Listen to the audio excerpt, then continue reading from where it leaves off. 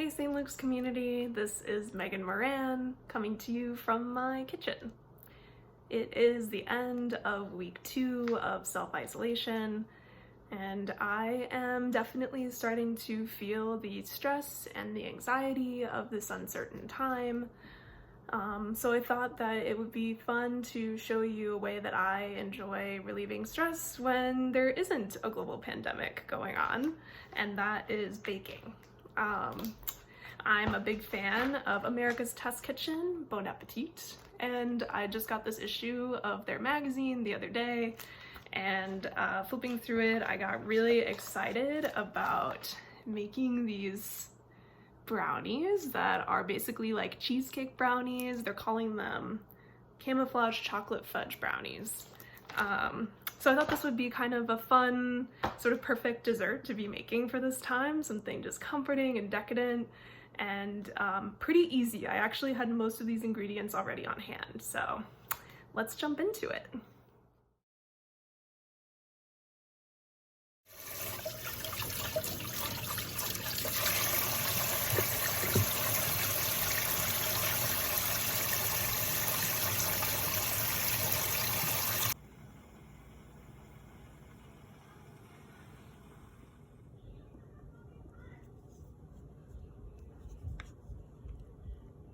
All right, so now we're gonna add some sugar.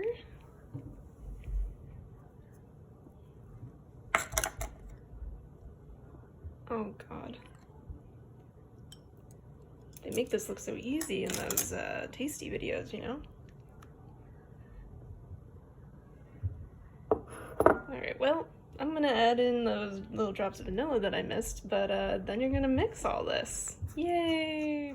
All right, so after you've dropped your whisk on the ground and rinsed it off and thrown in that 1/4 teaspoon of salt you forgot to put in the first time, you're gonna take half of this mixture, put it in another bowl, and put 1½ teaspoons of cocoa powder in it.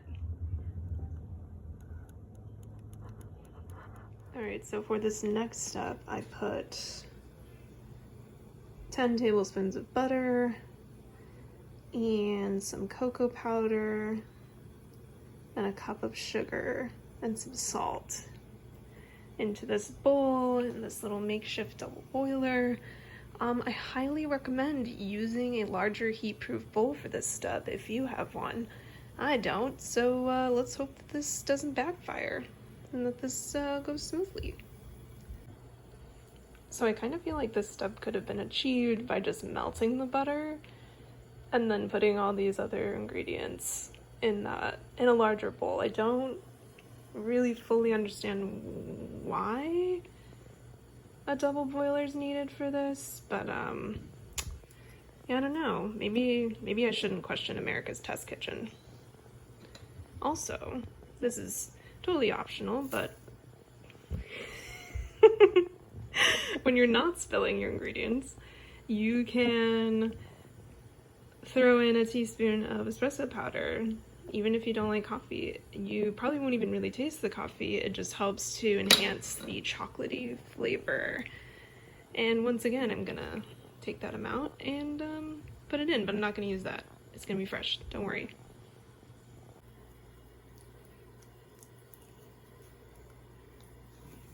One thing I love about baking is that you can also take communion while you're waiting for things to simmer.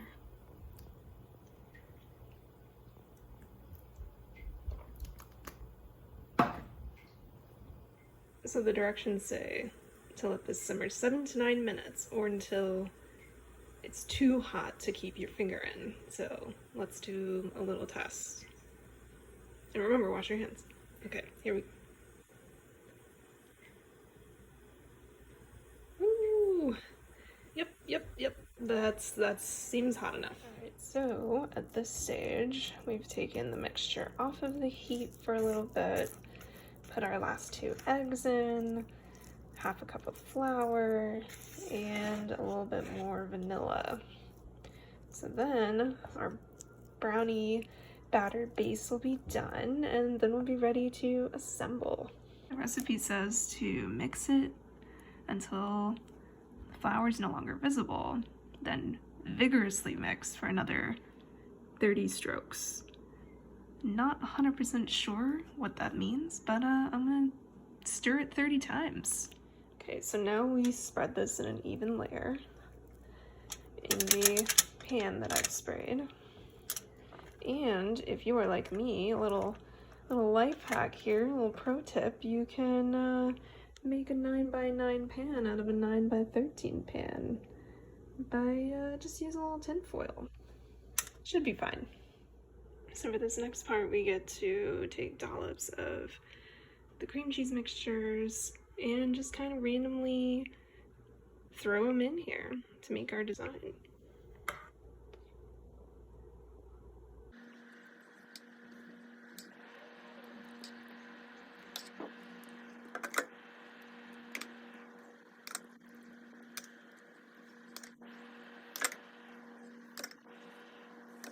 Alright, so this is our final look before we put it into the oven.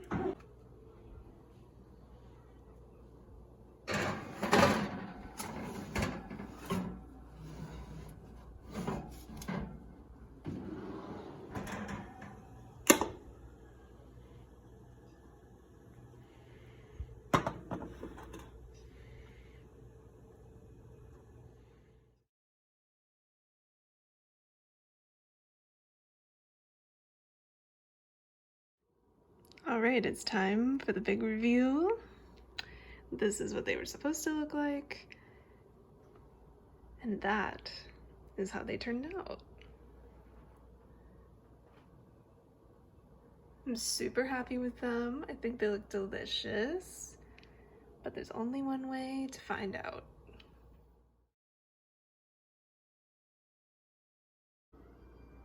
All right, here we go, moment of truth.